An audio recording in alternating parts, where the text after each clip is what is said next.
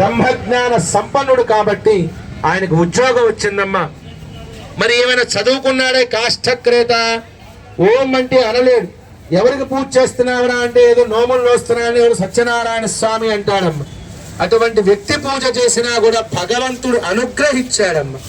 ఎప్పుడైతే స్వామి యొక్క పూజా కార్యక్రమాన్ని మీ అందరిలాగా చక్కగా శ్రద్ధగా పూజ చేసుకున్నాడో, తీర్థాన్ని ప్రసాదాన్ని స్వీకరించాడో, మరుసటి రోజు ఉదయం మళ్ళీ రోజు అడవికి వెళ్ళటం, కట్టెలు కొట్టుకోవటం, ఊళ్ళోకి తెచ్చి అమ్ముకోవటం. ఈ రోజున గంధపు చెట్లన్నీ చక్కగా కొట్టేశాడు, ఊళ్ళోకి తెచ్చాడు, చిన్న షాపు లాంటిది పెట్టుకున్నాడమ్మా. ఇంతింతై ఒటుడింతై మరియు తానింతై అన్నట్లుగా చిన్న కట్టెలు కొట్టుకునే వ్యక్తి కూడా స్వామి యొక్క వ్రతాన్ని ఆచరణ చేసి పై స్థాయికి వెళ్ళాడు అని చెబుతూ అథ ద్వితీయోధ్యాయ సమాప్తః. అధ్యాయాంతే దివ్య పాదార విందయో పాద్యం సమర్పయామి. కృష్ణవే నమః. యాపి నారాయణాయ నమః. ఓం హరిణ్యై నమః. గంధద్వార దర్శనాం కరేషిణీ స్వరేవం సర్వభూతానాం స్వామినః గంధమాలేపయామి. పరిమళ ధూపమాఘ్రాపయామి. ప్రత్యక్ష దీపం దర్శయామి. రెండో భాగాన్ని చక్కగా నివేదన పెట్టండి, గుర్తుగా పెట్టుకోండి. ప్రార్థన చేసి 5 సార్లుగా నివేదన పెట్టండి.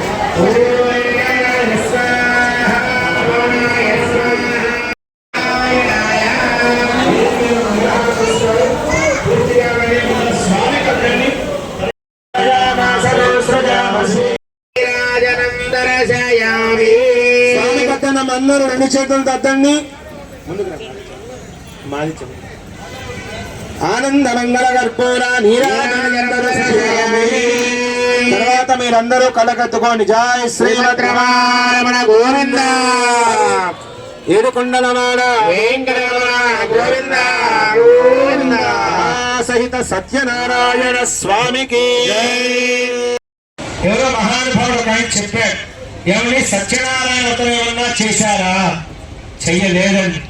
ఇదొక్కసారి చేసుకోండియా, తప్పక సంతానం కలుగుతుంది అని చెప్పాడు. వెంటనే మహారాజు గారు బాగా తెలివిగల వ్యక్తి కావటం వలన అంతఃపురంలో చేసుకుంటే పరిమితంగా పిలిచిన వ్యక్తులు మాత్రమే వస్తారు అనుకున్నవాడే ఊరి చివర ఉన్నటువంటి భద్రశీలా నదీ తీరంలో పెట్టాడు. ఎక్కడ? భద్రశీలా నదీ తీరంలో పెట్టుకున్నాడు. చక్కగా మండపాన్ని ఏర్పాటు చేసుకున్నాడు. ఆచార్య స్వామి పిలుచుకొచ్చిన వారే వీళ్ళే నేరస్తులు అనుకున్నారమ్మా. అరెస్ట్ చేశారు, చెరసాల్లో వేశారు. ఇక్కడ లీలావతి, కళావతి తల్లి కూతురు ఇద్దరు కూడా చాలా బాధపడుతూ ఉన్నారు.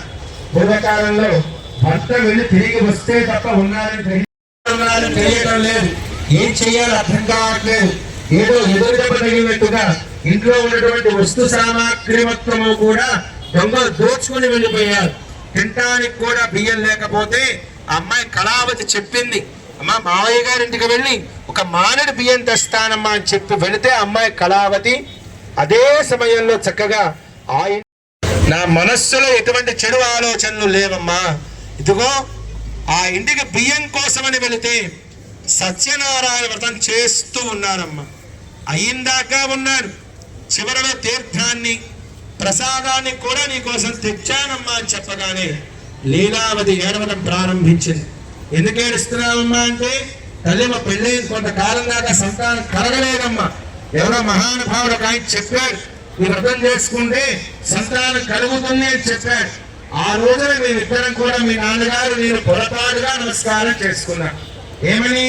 సంతానం కలిగితే చేద్దామని దండం పెట్టుకున్నావమ్మా. భగవంతుని యొక్క అనుగ్రహంతో నువ్వు మాకు కలిగే వివాహ సమయంలో చేద్దామన్నారు. అప్పుడు ఎవరికీ జ్ఞాపకం లేదు కాబట్టి భగవంతుని ఇంత శిక్ష విధించాలనుకున్న వాడై రేపు ఉదయం మనిద్దరి దగ్గర కూర్చొని ఈ సత్యనారాయణ వ్రతం చేద్దామని చెప్పి ఆడవాళ్ళు ఇద్దరే లీలావతి కళావతి ఇద్దరే సంకల్పం చేశారమ్మ. మొట్టమొదటి అధ్యాయంలో చెప్పారు ఏమని? శ్రీధర్వాది లీలావతి. తృతీయోధ్యాయ సమాప్తః. అందరూ అక్షతలు అక్కడ వేసి దండం పెట్టుకోండి అమ్మా. ఓం సత్యాయ నమః, ఓం అచ్యుతాయ నమః, ఓం అనిరుద్ధాయ నమః, ఓం కపిలాయ నమః, ఓం శ్రీయై నమః, ఓం ధృత్యై నమః, ఓం పవిత్రే నమః, ఓం ప్రమోదాదాయిన్యై నమః, ఓం హరిణ్యై నమః, ఓం పౌష్ణే నమః. అందరూ గంధం చల్లండమ్మా. గంధద్వారాం దురాదర్శాం నిత్యపుష్టాం కరేషణీం చక్కగా స్వామికి ధూపాన్ని చూపిస్తారు. తర్వాత మీ స్వామికి అద్దండి. ఇమే ధూపాస్త్రవినో దివ్యధూపా దివాసితాః బ్రహ్మ పవిత్రేణ భూతా సూర్యశ్చరశ్మిభిః స్వామినః ధూపమాగ్రాపయామి. దీపం దర్శయామి. అమ్మ రవ ప్రసాదం 3వ భాగాన్ని చక్కగా నివేదన పెట్టండి. నివేదన పెట్టండి. తత్సవితుర్వరేణ్యం భర్గో దేవస్య ధీమహి ధియో యో ప్రచోదయాత్. ఓం ప్రాణాయ స్వాహా, ఓం అపానాయ స్వాహా, ప్రాణాయ స్వాహా, ఓం ఉదానాయ స్వాహా, ప్రాణాయ స్వాహా. నివేదయామి. ఓం నమః మీ దగ్గర ఉన్నటువంటి తాంబూలాన్ని తాకి దండం పెట్టుకోండి. సదక్షిణాకం సమర్పయామి. వేదిక మీద మంగళహారతి ఇస్తున్నారు. మళ్ళీ అందరూ కూడా అక్షతలు చేత్తో పట్టుకోండి అమ్మా. అథ చతుర్థో అనవల్ తప్ప అని చెప్పి నవ్వుతూ అబద్ధం చెప్పాడు. భగవంతు అట్లే అగుగాక తీగలు తిప్పాలి తప్ప అని చెప్పి అవే దానిలో ప్రత్యక్షమైన అమ్మ. కింద పడి ఏడుస్తూ ఉంటే అల్లుడు గారు కొంచెం తెలివి గలవాడు. మావయ్య ఎందుకు ఏడుస్తున్నావు? అదిగో స్వామి ఎవరో వచ్చారు, ఆ మార్గ మధ్యంలో కాస్త దింపండి అంటే దింపితే సరిపోయేది కదా, దీనిలో ఏమున్నాయని అడిగితే పొరపాటుగా అబద్ధం చెప్పారు మీరు. అందుకనే ఆశ్రయించి మా ధనాన్ని మాకు ఇప్పించమని కోరుకుందామంటే ఎక్కడో కిలోమీటర్ అవతల ఉంటే అవసరం వీడుకుంటూ వెళ్ళాడమ్మా. స్వామివారి పాదాలని ఆశ్రయించాడు. గొప్ప మాట ఒకటి చెప్పాడయ్యా, బ్రహ్మాది దేవతలు కూడా నీ మాయను జయించలేరు, మానవ మాత్రం మేమేం జయిస్తాం స్వామి, కలికాలంలో ఉన్నాం, అందుట్లో కలియుగంలో ఉన్నాం, మమ్మల్ని క్షమించి మా ధనాన్ని మాకు ఇప్పించవయ్యా అంటే ఇంటికి వెళ్ళిన వెంటనే నా వ్రతాన్ని ఆచరణ చేయండి అని చెప్పాడమ్మా. వాళ్ళ ధనాన్ని వాళ్ళకి ఇచ్చాడు. బయలుదేరి వెళ్తూ ఉన్నారు. ఇక్కడ లీలావతి కళావతి ఏం చేస్తున్నారు? పునః పునః సత్యనారాయణ వ్రతాన్ని ఆచరిస్తూ ఉన్నారు. ఏమో ఒకసారి పూజ చేస్తే భగవంతుడి యొక్క అనుగ్రహం ఏం కలిగిందో అనుకున్నారేమో, మళ్ళీ ఇంకొకసారి చేస్తూ ఉన్నారమ్మా. చేస్తూ ఉన్న సమయంలో పూజ చివరికి వచ్చేసింది. చక్కగా తీర్థం తీసుకోవాలి, ప్రసాదం తీసుకోవాలి. తీసుకునే సమయానికి ఒక అబ్బాయి వచ్చి తలుపు తీశాడు. అమ్మా లీలావతి గారు, మీ శ్రీవారు వచ్చారమ్మా, మీ అల్లుడు గారు కూడా వచ్చారమ్మా, బాగా ధనపు రాశులు సంపాదించుకొని వచ్చారమ్మా. ఎవరైనా తెలిసిన వ్యక్తులు ఎవరైనా ఉన్నట్లయితే గనక ఆ నదీ ప్రాంతానికి తీసుకొని రమ్మన్నారమ్మా అని చెప్పాడు. ఆ వార్త ఎప్పుడైతే చెవిన పడిందో లీలావతి కళావతికి మనస్సు ఆనందంతో పొంగిపోయిందమ్మా.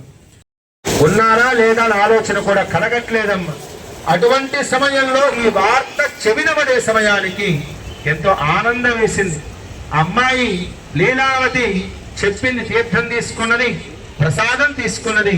వాళ్ళ అమ్మాయికి చెప్పింది వివరంగా, అమ్మా నేను ముందుగా తెలిసిన వ్యక్తులు తీసుకొని వెళ్తాను నదీ ప్రాంతానికి, నువ్వు తీర్థం తీసుకో, ప్రసాదం తీసుకో, నిదానంగా రామా అని చెప్పగానే కొత్తగా పెళ్ళైన స్త్రీ కావటం వలన భర్త మీద అవ్యాజమైనటువంటి ప్రేమ ఉత్సుకతతో తీర్థం తీసుకోలేదు, ప్రసాదం తీసుకోలేదు, నదీ ప్రాంతానికి వెళ్ళిందమ్మ. ఒక్కసారిగా భగవంతుడు ఆటవీక జాతి వాళ్ళు అంటే బిల్లులు అంటూ ఉంటారు, వాళ్ళు నివాసయోగ్యం ఉండటానికి మహారాజు గారు ఒక 100 ఎకరాల పొలం ఇచ్చి సేద్యం చేసుకొని బతకండి రా అని చెప్పాడు ఆయన. వీళ్ళు కష్టపడి ఆ పంట పొలాన్ని చక్కగా సేద్యం చేసుకున్నారు. పంట చేతికొచ్చే సమయానికి ఆ అడవిలో ఉండేటువంటి క్రూర జంతువులన్నీ కూడా వచ్చి ఆ పంటను నాశనం చేస్తూ ఉంటే వీళ్ళ శక్తి సరిపోక మహారాజు గారిని ఆశ్రయించారు. అయ్యా మీరే స్వయంగా రావాలి, ఆ జంతువులన్నిటినీ కూడా సంహరించాలి అని చెప్పగానే అభయం ఇచ్చాడు. ససైన్యంగా వచ్చాడు. కొంతకాలం అక్కడే ఉన్నవాడే ఆ పంట నాశనం చేస్తూ ఉన్నటువంటి జంతువులు ఏవైతే ఉన్నాయో వాటిని సంహరించాడు. కొంత అలసటగా ఉన్నవాడే ఒక మారేడు వృక్షం కింద పడుకున్నాడు. ఎవరైనా తుంగధ్వజుడు అనేటువంటి మహారాజు గారి గొప్ప వ్యక్తి.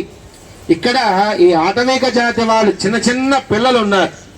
వాళ్ళు పూర్వకాలంలో వాళ్ళ తాతగారు, వాళ్ళ తండ్రి గారు, ఎవరైనా పెద్దవాళ్ళు ఒక ఆనంద సమయంలో ఏం చేసేవారయ్యా అంటే సత్యనారాయణ వ్రతం ఆచరణ చేయటం బాగా గుర్తు పెట్టుకున్నారు ఆ చిన్న చిన్న పిల్లలు.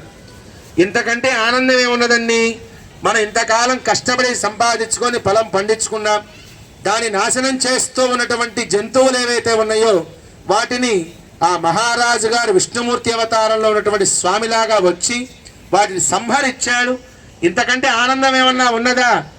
ఈ సమయంలో చక్కగా స్వామి యొక్క వ్రతాన్ని చేద్దామనుకున్నారు ఆ చిన్న చిన్న పిల్లల ఆటవిక జాతి వాళ్ళ యొక్క పిల్లలందరూ కూడా. అక్కడ ఫోటో లేదు, కలశం లేదు. అధ్యాయ ప్రారంభ. చక్కగా 2 అధ్యాయాలు పరిపూర్ణం చేసుకున్నాం. మొట్టమొదటి అధ్యాయంలో స్వామివారి యొక్క వ్రత విధానాన్ని ఎట్లా చేసుకోవాలో సవివరంగా తెలుసుకున్నాం. 2వ అధ్యాయంలో ఇద్దరిని తరింపజేశాడమ్మా సత్యనారాయణ స్వామి వారు. ఎవరెవరిని? కాశీ క్షేత్రంలో ఉండేటువంటి శతానందుల వారిని. ఆయన చేస్తూ ఉండగా ఆ రాజ్యాన్ని ఉల్కాముఖుడు అనేటువంటి మహారాజు గారు పరిపాలిస్తూ ఉన్నాడు. జితేంద్రియుడు ప్రజలందరినీ కూడా కన్నబిడ్డల్లాగా పరిపాలిస్తూ ఉన్నాడమ్మా. ఎవరికి ఎటువంటి సమస్యలు వచ్చినా సరే తానే స్వయంగా వెళ్ళి పరిష్కరిస్తూ ఉండేటువంటి గొప్ప వ్యక్తి ఆయన. మహారాజు గారు, మహారాణి గారు వాళ్ళిద్దరికీ కూడా సంతాన భాగ్యం కలగలేదమ్మా. కొన్ని ఏళ్ళు అయిపోయిన వివాహం అయిన తర్వాత కూడా. స్వామి ధర్మభక్తుడు. ఇదంతా కూడా దూరం నుంచి ఒక ఆయన గమనిస్తూ ఉన్నాడు. సాధువు అనేటువంటి షావుకారు, వైశ్య ప్రముఖుడమ్మ. ఎన్నో పూజలు చేశారు కానీ ఈ స్వామిని ఎక్కడా చూడలేదండి. ఎప్పుడు చూశానా దగ్గరగా వెళ్ళి చూద్దాం అనుకున్న వాడై ఏం చేశాడు ఆయన? మహారాజు గారు, మహారాణి గారు పూజ చేస్తూ ఉంటే దగ్గరగా వెళ్ళి అడిగాడు, ఎవరండి స్వామి? నేను ఎప్పుడూ చూడలేదయ్యా అంటే ఈయన సత్యనారాయణ స్వామిరా అని చెప్పాడు. ఎందుకోసం చేస్తున్నారండి? అయ్యా వివాహమై కొన్నేళ్ళు అయిపోయింది, సంతానం కలగలేదు నాకు. ఎవరో మహానుభావుడు చెప్పాడు ఈ వ్రతం చేస్తే తప్పక సంతానం కలుగుతుంది అని చెప్పాడు.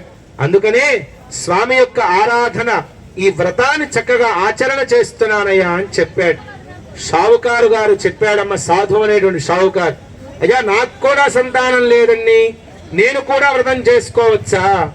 చాతుర్వర్ణ్యం మొట్టమొదటి అధ్యాయంలో కూడా చెప్పాం.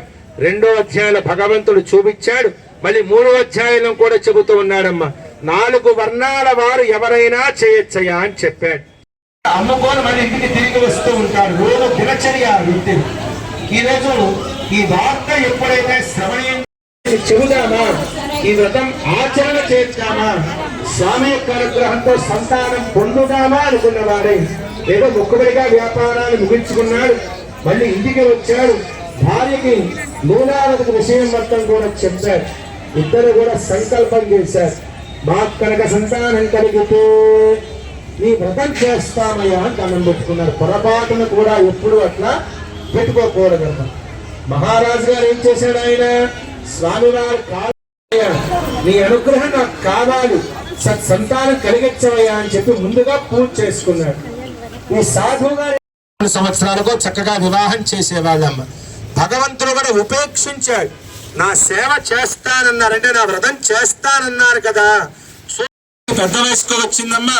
చక్కగా దగ్గరలో ఉన్నటువంటి గ్రామంలో యోగ్యమైనటువంటి సత్యనారాయణ స్వామి ఏం చేశాడు? ఆయన సాధువు గారు అల్లుడు గారిని ఇల్లరికని తెచ్చుకున్న వాడై వ్యాపారంలో బాగా మెళకువలు నేర్పిద్దామనుకుని చక్కగా అల్లుడు గారిని తనపు రాశులన్నీ కూడా తీసుకొని వేరే నగరానికి వెళ్ళాడమ్మా. అక్కడ ఎవరు పరిపాలిస్తున్నారు? మహారాజు గారు చంద్రకేతు మహారాజు గారు పరిపాలిస్తూ ఉన్నాడు. ఆయన ఆ రాజ్యంలో అదే సమయంలో ఈ సాధువు గారు అల్లుడు గారు ఎక్కడైతే సత్రంలో నిద్రపోతూ ఉన్నారో అదే సమయంలో మహారాజు గారి ధనాగారంలో 2 దొంగలు పడ్డారు. పడిన తర్వాత ధనపురాశులన్నీ కూడా మూట కట్టుకున్న వారై ఎవరో చెప్పినట్టుగానే ఈ సాధువు గారు అల్లుడు గారు ఎక్కడైతే రాత్రిపూట నిద్రపోతూ సత్రంలో ఉన్నారో ఆ ధనపురాశులు ఉన్నటువంటి మూటలన్నీ కూడా కట్టేసి వాళ్ళ పక్కన పెట్టేసి వాళ్ళ మార్గం వాళ్ళు చూసుకున్నారు. వెనకాల రాజభటులు పరిగెత్తుకుంటూ వస్తున్నారు. ఇక్కడ దొంగతనం చేసింది ఎంతమంది? ఇద్దరు. వెంకట నివాసాయ శ్రీనివాసాయ మంగళం.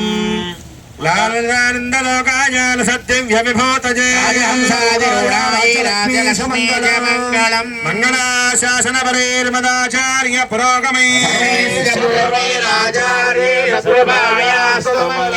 గోవింద చెప్పాలి. గోవింద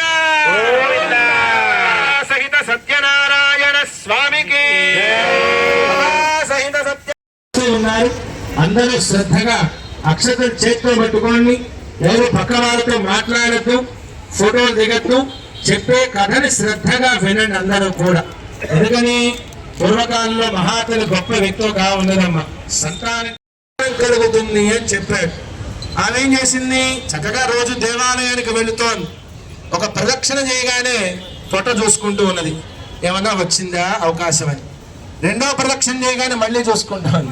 మనందరం కూడా అటువంటి తెలియగల వారు. ఎవరూ కూడా దయచేసి అన్యమతమైన ఆలోచన పెట్టుకోవద్దు. మనస్సు అనేది భగవంతుడి యొక్క పదపద్మాల యందు అవకాశాన్నిచ్చినటువంటి ఆలయ కమిటీ సభ్యులందరికీ కూడా మనందరం ఒక్కసారి కరతాళధ్వనులు పెద్దగా చప్పట్లు కొట్టిన అందరూ కూడా స్వామివారి యొక్క అనుగ్రహం వారందరికీ ఉండాలి. వారి ఆధ్వర్యంలో దేవాలయం వాళ్ళ నాన్నగారు వాళ్ళ శ్రీవారితో సహా పడవస్తుంటే అప్పుడు అశరీరవాణి ఆకాశం నుంచి వాక్కు వినిపించింది. అమ్మా కళావతి, పూజ పూర్తిగా చేశారా? చేశానండి. చివరిలో తీర్థ ప్రసాదం తీసుకున్నారా? తీసుకోలేదండి. ఎందుకంత తొందర? ఇక్కడ దాకా వచ్చిన వ్యక్తి ఇంటికి రాకుండా పోతాడా? స్వామి కోపాగ్రేశ్వరుడు అయిపోయాడమ్మా. ఇంటికి వెళ్ళి క్షమాప్రార్థనలు చెప్పుకున్న దానిపై ఆ తీర్థాన్ని ప్రసాదాన్ని కలగదుకొని నోట్లో వేసుకోమ్మా. నీ తండ్రి, నీ భర్త, నీ ధనపురాశులన్నీ కూడా సురక్షితంగా బయటకు వస్తారమ్మా అని చెప్పగానే పరుగు పరుగుని ఇంటికి వెళ్ళిన సద్యస్సురం భృత్వా ఎప్పుడైతే స్వామి యొక్క సేవా కార్యక్రమాన్ని మనపూర్వకంగా ఎవరైతే ఆచరిస్తారో భగవంతుడి యొక్క పరిపూర్ణంగా వారందరి మీద కూడా ఏ విమర్శన చేయకండి. అక్కడ అందరూ కూడా ఇంటికి వెళ్ళామంటే సాధుగా ఏం చేశాడు ఆయన? ఈ క్షణంలో ఈ భద్రశీల అదే తీరంలో స్వామి యొక్క ఆచరణ చేశాడు. బ్రతికినంత కాలం కూడా సాధువు గారు దాని భగవత్ లీలావతి వాళ్ళ అమ్మాయి కళావతి అరుణ గారు కూడా స్వామి యొక్క ఆరాధన చేస్తూ స్వామి యొక్క అనుగ్రహాన్ని ఆత్మన పొందాలని చెబుతూ చతుర్థాధ్యాయ సమాప్తః. ఆజ్యం సమర్పయామి. ఆచమనం సమర్పయామి. మహావిష్ణవే నమః. విష్ణవే నమః. ఓం హరిణ్యే నమః. పౌష్ణే నమః. ఓం క్షోణ్యే నమః. మహ్యే నమః. స్వామినే నమః. నారాయణపరమయామి. అందరూ కూడా గంధం చల్లండి కొంచెం. అందరూ కూడా దివ్యశ్రీ పరిమళ చందనం సమర్పయామి. చక్కగా అందరూ కూడా స్వామి వారికి ధూపం చూపిస్తారు. మీరు కూడా చూపి నమస్కారం చేసుకోండి. ఇమే ధూపాశ్రమినో దివ్య ధూపా దివా.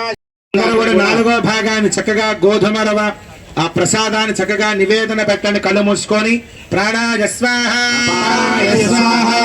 వ్యానాయ స్వాహ, ఉదానాయ స్వాహ, సమానాయ స్వాహ.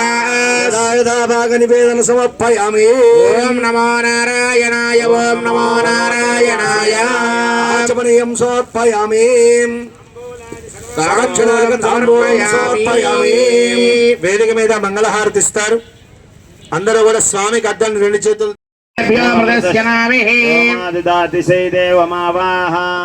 చేసుకోండి. ధూపం దర్శయామి.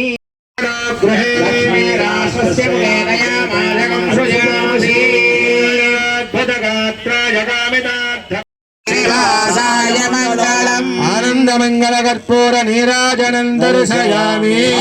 నమస్కరోమి. శ్రీమద్ రమణ గోవింద గోవింద గోవింద గోవింద గోవింద.